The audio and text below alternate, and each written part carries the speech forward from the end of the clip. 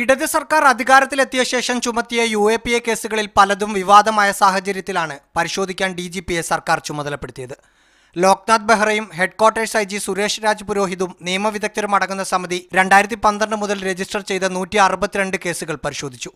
ഇതിൽ 42 കേസുകളിൽ UAPA നിലനിൽക്കില്ലെന്നാണ് കണ്ടെത്തിയത്. കോടതിയുടെ അനുമതിയോടുകൂടി തുടർ നടപടികൾ സ്വീകരിക്കും. ഞങ്ങൾ റിവ്യൂ ചെയ്തു. അതിൽ 42 കേസസിലെ UAPA നിൽക്കില്ല. എഴുത്തുകാരൻ കമൽ സി ചവറയുടെ കാര്യത്തിൽ രാജ്യദ്രോഹ കുറ്റം നിലനിൽക്കില്ല. മതപ്രഭാഷകരായ MM അക്ബർ, ഷംസുദ്ദീൻ പാലത്ത് എന്നിവരുടെ കേസുകളിൽ നിന്ന് UAPA ഒഴിവാക്കിയോ എന്ന കാര്യത്തിൽ കൃത്യമായ മറുപടി DGP നൽകിയില്ല. മാവോയിസ്റ്റ് ബന്ധം ആരോപിച്ച് അറസ്റ്റ് ചെയ്ത നദീറിന്റെ കേസിൽ UAPA നിലനിൽക്കും. നദീർ കേസിലെ അത് ഇതുവരെ ഉണ്ടോ? ആ കംപ്ലൈന്റ് അങ്ങനെ ടൈപ്പിലാണോ? നദീറിന്റെ പ്രതികരണം ഇങ്ങനെ: ഒരു മാസം കഴിഞ്ഞപ്പോൾ വീണ്ടും എന്ത് ചെയ്തു? 6ാം പ്രതിയായിട്ട് രജിസ്റ്റർ ചെയ്തു. അവസാനം 3ാം പ്രതിയായിട്ടിരിക്കുന്നു. ആർക്കും ഒരു വ്യക്തതയില്ല. നീതി എന്ന് പറയുന്ന എൻ്റെ വിഷയത്തിൽ വന്നിട്ടേ ഇല്ല. UAPA പിൻവലിക്കാൻ തീരുമാനിച്ച കേസുകളിൽ പോലീസിന് വീഴ്ച സംഭവിച്ചുവെന്നാണ് ഒഴിവാക്കാൻ തീരുമാനിച്ചതിലൂടെ വ്യക്തമാകുന്നത്.